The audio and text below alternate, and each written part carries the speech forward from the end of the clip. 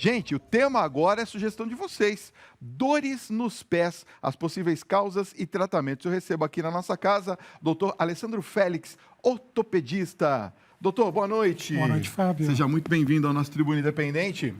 Boa noite a todos. É um grande prazer estar com vocês e tentar esclarecer um pouco das dúvidas do público. Você sabe que esse foi um dos temas mais pedidos para a gente já logo no começo desse ano. As dores nos pés são mais comuns do que a gente pensa, doutor? Na verdade, Fábio, todo mundo em algum momento da vida vai ter uma queixa de dor nos pés, né? O pé sustenta a gente durante todo o dia, né? Os pés são compostos por várias juntas, várias articulações e existem várias situações que estão relacionadas com o calçado, com a forma com que a gente pisa, com a forma com que a gente anda, que podem sobrecarregar essas articulações e provocar dor nos nossos pés. Quer dizer, pode ser de várias formas e vir de várias áreas diferentes também, é isso? Sim, várias localidades dentro de uma área que carrega todo o nosso peso, né? Então, quando a gente pensa, a gente está colocando toda a carga, todo o peso do nosso corpo em uma área muito pequena. Isso gera áreas de pressão, grandes áreas de pressão, né? Com o movimento. Então, a gente tem fases no apoio, no rolamento, no desprendimento, onde a gente consegue colocar em uma pequena área até 10 vezes o peso do nosso corpo, sobrecarregando aquela determinada área, provocando uma sobrecarga que leva realmente à dor, né? Nós já vamos falar dessas causas, mas antes eu queria que o senhor viesse comigo aqui até o plasma, por favor. Vamos mostrar para você que está em casa aí uma ilustração aqui dos pés e eu vou pedir para o doutor explicar para a gente, então, sobre a anatomia dos pés, para a gente entender um pouquinho daquilo que o senhor está falando. Perfeito. Então, aqui a gente está olhando o pé na face mais medial, na face de dentro do pé, né? Aqui seria aquela proeminência óssea, chamado maléolo medial no tornozelo. Aqui a porção mais lateral, o maléolo lateral. Esse aqui é o osso da fíbula, esse aqui é o osso da tíbia e aqui a proeminência mais lateral, na face mais lateral. Dentre as estruturas, aqui nessa foto a gente consegue visualizar melhor as estruturas tendíneas, tanto os tendões fibulares quanto os tendões extensores do pé e do tornozelo e dos dedos, e aqui uma estrutura que a gente vai falar bastante daqui a pouco, que é a fáscia plantar, né? Que é uma estrutura que comumente gera causa de dor, né? Pode ser causa de dor. Os tendões, no caso, são esses vermelhos aqui, é isso, né? Isso, aqui é a musculatura e os tendões, essa parte branca, que é a continuidade da muscular, né? Que é a sequência que o tendão acaba sendo como uma correia, uma corda que proporciona o movimento, né? O músculo é o nosso motor e o tendão é uma correia que liga o músculo ao osso. Eu percebo que muitas das vezes a gente sente dores em várias partes dos pés. Cada vez que a gente tem uma alteração em uma das partes, indica que eu estou utilizando uma sobrecarga em determinadas partes dos pés ou não necessariamente? Mais ou menos, né? Às vezes você pode, com um desbalanço, uma sobrecarga, sobrecarregar uma determinada área até distante de onde está o erro de movimento, de onde está a origem, onde está exatamente a origem da sobrecarga. Então, nem sempre a dor, topograficamente, está associada àquela sobrecarga, mas na grande maioria das vezes, quando a gente fala de estruturas ósseas, né, a dor está associada a uma área de hiperpressão, uma área de sobrecarga. Então, quando a gente fala de tendão, normalmente a dor é a distância daquele tendão. A origem da sobrecarga nem sempre é no tendão. Quando a gente fala de uma estrutura, uma proeminência óssea, a grande maioria das vezes a sobrecarga está localizada naquele processo doloroso. No caso aqui a gente está vendo duas situações, né, os músculos e os ossos. A dor, ela se dá mais na questão muscular ou mais na questão óssea? Os dois, Fábio. Os dois? Os dois. A gente pode ter tanto dor de origem óssea quanto dor de origem tendínea e as condições mistas, né? Quando você tem sobrecargas ósseas e tendíneas associadas no mesmo processo. Ok. Vamos sentar então lá na nossa mesa. Eu quero saber, por exemplo, quais são as causas mais comuns que a gente costuma ver de dores nos pés? Sem dúvida, acho que uma das causas mais comuns é a fasciite plantar, né? A dor da sobrecarga, a chamada dor do esporão calcâneo, né? Bastante frequente. Dor no calcanhar. A dor no calcanhar. Bastante comum ao acordar, aquele primeiro passo, a pessoa coloca o pé no chão, sente como uma facada no calcanhar, tá? Esse é o chamado esporão calcâneo, né? Isso é bastante comum. Outra dor bastante frequente é a dor das metatarsalgias. Essa sim, a sobrecarga óssea dos metatarsos, aqueles ossos que formam a porção mais anterior do nosso antepé. Né? Outra dor bastante comum é a dor associada ao chamado hallux valgus, joanete, o popular joanete, né? Que também é uma dor de transferência, uma chamada metatarsalgia de transferência do primeiro raio, né? Relacionado mais com o hallux, com o dedão do pé. E também as dores tendíneas, né? As sobrecargas dos tendões fibulares, mais na face lateral do pé e do tornozelo, e do tendão tibial posterior, bastante comum na face mais medial do tornozelo, né? Acredito que são essas as principais dores que envolvem aí o pé e o tornozelo. Doutor, quanto que o sobrepeso tem de responsabilidade pelas dores nos pés? Porque muitas das pessoas falam, né? Olha, você está acima do seu peso, olha, o seu sobrepeso pode causar dores. Quanto que o sobrepeso é responsável pelas dores nos nossos pés? Fantástica essa pergunta, Fábio. Tem um trabalho muito interessante na literatura, um trabalho clássico, falando sobre isso. Então, o que foi estudado nesse contexto? Na realidade, eles acompanharam pessoas que perderam cerca de 10% do peso, pessoas com sobrepeso, com dores nos pés, que perderam 10% do peso. E o que eles observaram é que essas pessoas simplesmente passaram a ficar sem dor por um período de até 5 anos, independente do achado de desgaste, independente da degeneração que elas tinham no pé. Então, o simples fato de você perder, vamos supor, uma pessoa que esteja com sobrepeso, pesando 90 quilos, se ela conseguir perder 9 quilos, ainda que ela não entre numa condição de peso ideal, esses 9 quilos que ela perdeu de sobrecarga no pé, já é suficiente para garantir uma condição sem dor para ela. Entendi. Então, é muito interessante essa pergunta, é muito importante esse contexto. Porque, na verdade, então, o sobrepeso, ele reflete diretamente na questão dos tendões para se sustentar, não é isso? Sim, como eu já coloquei, a grande questão é que muitas vezes você tem... potencializa, né? Então você tem áreas onde a pressão chega a ser 10 vezes o peso do corpo. Então, quando a gente está falando de perder 5 quilos, a gente está falando, às vezes, de diminuir a pressão em 500 newtons, né, sobre aquela área. Caramba, é realmente bastante grande, né, o atrito. Bom, nós vamos continuar daqui a pouquinho esse papo. Tem muitas perguntas chegando. Daqui a pouquinho eu vou fazer a sua pergunta também para o doutor. Você pode enviar a sua questão e a gente vai fazer ao doutor Alessandro. Eu vou dar um recadinho, volto daqui a pouquinho. Doutor... chegaram aqui algumas perguntas, o Tiago estava me passando aqui no ponto. Tem algumas perguntas interessantes que eu vou trazer dos nossos telespectadores, tá?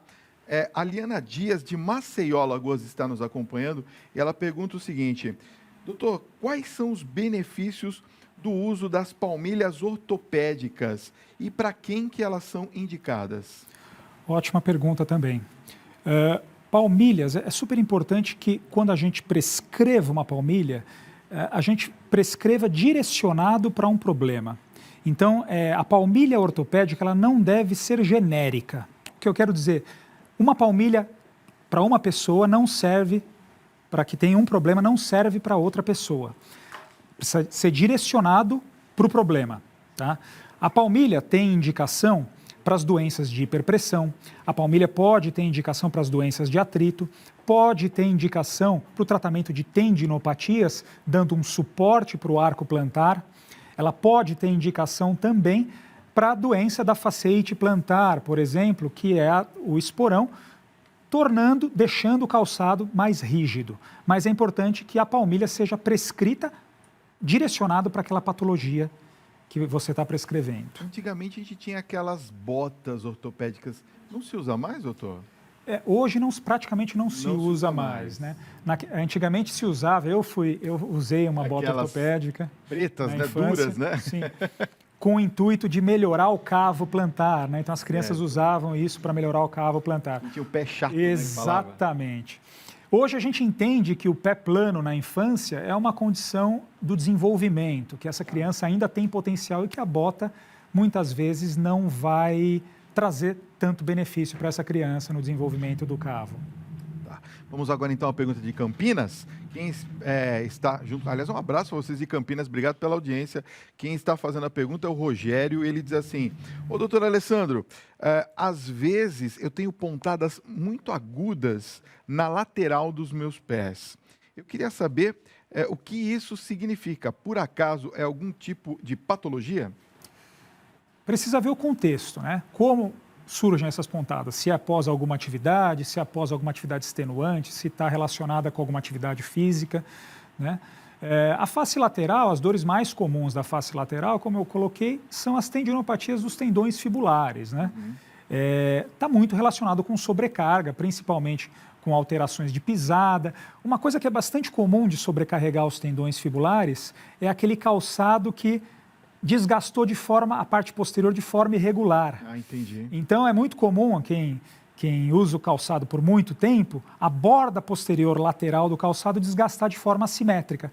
Isso pode ser gênese, pode ser origem de um desequilíbrio que muitas vezes sobrecarrega esses tendões fibulares. Então, essa é uma causa muito comum de patologia de tendinopatia fibular, né? O desgaste irregular do calçado. E a orientação é sempre que observar o desgaste do calçado, realmente trocar esse calçado. Agora, usar sapatos, às vezes, muito duros, também podem causar esse tipo de dor, não? O calçado, essa é um grande paradoxo da ortopedia e do tratamento das dores nos pés, né?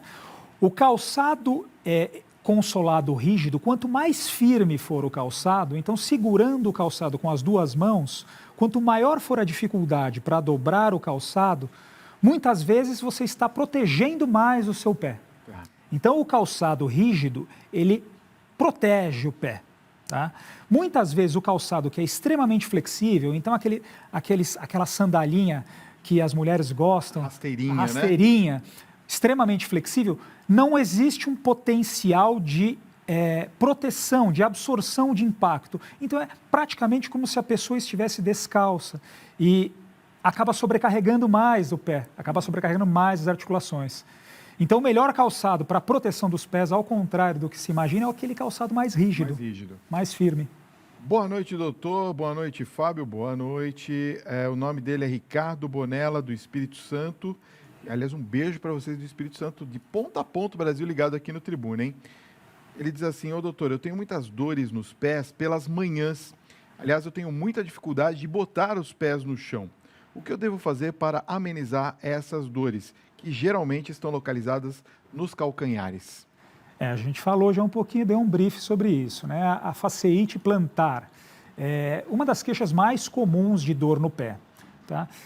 Como é que eu explico para os meus pacientes, como é que eu costumo explicar? Eu gosto de fazer uma analogia com uma ponte estaiada. O que é a fáscia plantar? A fáscia plantar nada mais é do que uma corda que sustenta o arco do pé. Tá? Na fáscia plantar, ela tem origem no calcâneo e ela vai ter uma inserção espraiada no antepé, tá certo? E o ponto de maior fraqueza dessa corda, que é como se fosse uma corda de uma ponte estaiada, uma corda que sustenta uma ponte estaiada, o ponto de maior fraqueza dessa corda é justamente na origem no calcâneo, no calcanhar. E é esse ponto onde, quando você sobrecarrega essa estrutura, que acaba inflamando e muitas vezes acaba, por esse processo inflamatório, calcificando. Então, leva uma calcificação nesse ponto. Isso, olhando na projeção em perfil do raio-x, parece um ponto de calcificação no calcanhar, que o pessoal chama de esporão. Então, convencionou-se chamar de esporão a calcificação do processo inflamatório da fáscia plantar.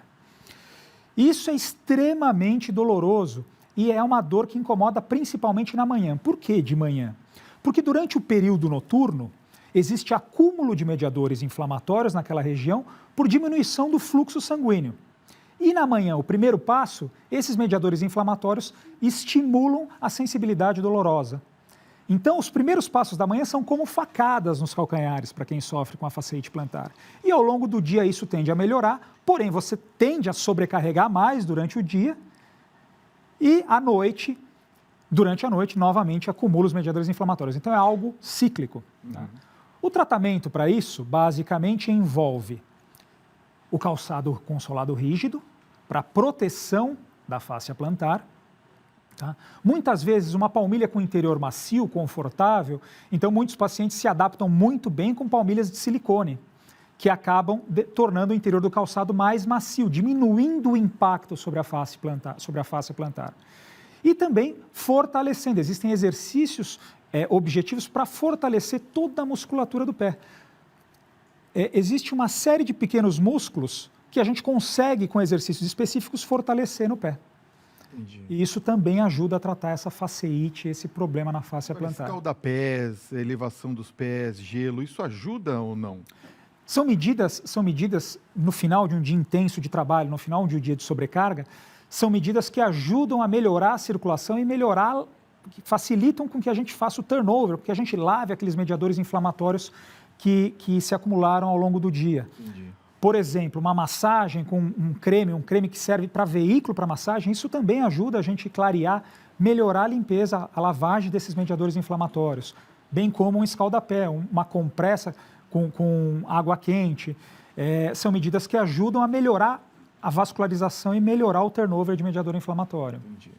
Ó, tem uma pergunta aqui da Josanete, e ela diz que tem Joanete. O nome dela é Josanete, mas ela tem Joanete, inclusive nos 2 pés, doutor. E ela pergunta, ela fala assim, quando ela calça qualquer sapato, a Joanete dela dói e arde como pimenta. Por que ocorre isso, doutor? A gente precisa remeter à causa do Joanete, né? O que leva aquele osso, aquela deformidade no pé? Primeiramente, existem predisposições de acordo com o formato do pé e a predisposição anatômica. Mas a principal causa que leva ao desenvolvimento é o calçado de ponta fina, é o calçado que aperta a porção do antepé. Tá? Isso a longo prazo, a longo tempo, leva à deformidade do dedão, à deformidade do hálux, da articulação entre o metatarso e a falange do hálux. Tá? Então, o próprio calçado que é a origem em si do problema. E toda vez que ela colocar um calçado de ponta fina, um calçado de salto alto que promova a compressão do antepé, certamente isso vai provocar a dor. Tá certo? Então, na origem do problema está o calçado. Então, a primeira coisa para a gente tratar essa dor é a correção do calçado. Você vê que coisa, né? As mulheres gostam de calçados de ponta fina ou com plataforma, né? Eu sempre gosto de dizer para os pacientes que a maior dificuldade que eu encontro na orientação é justamente um calçado elegante com as características que vão proteger o pé dos meus pacientes. Entendi. Então, eu sempre brinco que ou você está na moda ou você está com o pé sem dor. Protegido. Olha, tem uma pergunta muito interessante que vem lá de João Pessoa, na Paraíba. Um beijo para vocês. Eu estou falando, o Brasil está ligado aqui no Tribuna. Olha só, doutor, a cirurgia é a única solução para o esporão? Minha qualidade de vida foi a 0 com esse esporão. Quem pergunta é Eduardo Proneste, de João Pessoa, na Paraíba. Bom, a cirurgia é a última opção para o tratamento do esporão da faceite plantar. Ela está indicada quando todo o resto falhou, quando a gente otimizou ao máximo o tratamento, que é a adequação de calçado, que são as medidas como fisioterapia e reabilitação da musculatura do pé, a musculatura intrínseca, o alongamento da cadeia posterior, então os próprios exercícios de alongamento da face plantar e de toda a cadeia posterior. Então, dentro da biomecânica também da formação do esporão, também o encurtamento da cadeia posterior, da musculatura posterior da perna também está relacionado com o esporão. Então, toda essa fisioterapia, toda essa reabilitação muscular tem que ser feita antes da gente pensar no tratamento cirúrgico. Tá? Uma opção que eu gosto muito é a opção da infiltração naquele local pontual de dor. Então, é uma opção também que a gente teria antes da cirurgia. Tá? E aí sim, quando tudo falhou, quando você já otimizou ao máximo o tratamento conservador, sim, existe uma opção cirúrgica para o tratamento da faceite plantar do esporão do calcâneo. Doutor Alessandro Félix, obrigado pela sua presença nessa noite. Quero deixar os contatos para informações, se você quiser conhecer também o trabalho do doutor. O Instagram é @Dr. Alessandro Félix. Está aparecendo aqui no pé do seu vídeo. Bate uma fotinho para depois você acessar, @Dr. Alessandro Félix. Tem também o site da clínica, é isso? Perfeito. É a Clínica Novase, www.clinicanovase.com.br. Clínica Novase, com 2 es.com.br, também está aparecendo aqui no seu vídeo. Certo, Fábio, doutor? eu gostaria de agradecer muito a oportunidade de falar um pouquinho sobre esses problemas para o pessoal que está nos assistindo. E eu queria mandar um beijo especial para a dona Lourdes, é uma paciente que tem dor no pé, a avó da minha esposa, que está assistindo a gente com certeza dona agora. Lourdes, beijo para a senhora, obrigado pelo carinho da audiência, viu? Doutor, obrigado por ter vindo, foi incrível o nosso papo, viu? Muito obrigado. Boa noite.